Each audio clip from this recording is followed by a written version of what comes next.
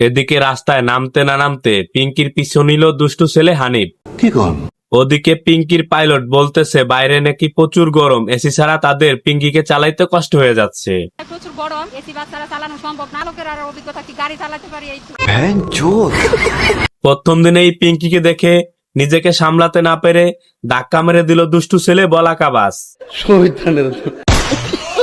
সবাই বলা বলি করতেছে বিআরটিসির পুরান বাসগুলোকে পিঙ্ক কালার করে পিঙ্কি বানানো হয়েছে। তুমি হয়তো তাহলে নাম্বার করে ঠুরান কিনলে, এটা কি আমরা বুঝি না? পিঙ্কি বাস চালু হওয়ার কারণে নাকি লোকাল বাসে নিয়ে হচ্ছে না মহিলাদেরকে, বলা হচ্ছে আপনাদের তো পিঙ্কি আছে, ওটাতে করে যান। বুঝলাম না মেয়েদের পিঙ্ক কালার বাসে ছেলেরা কি করে।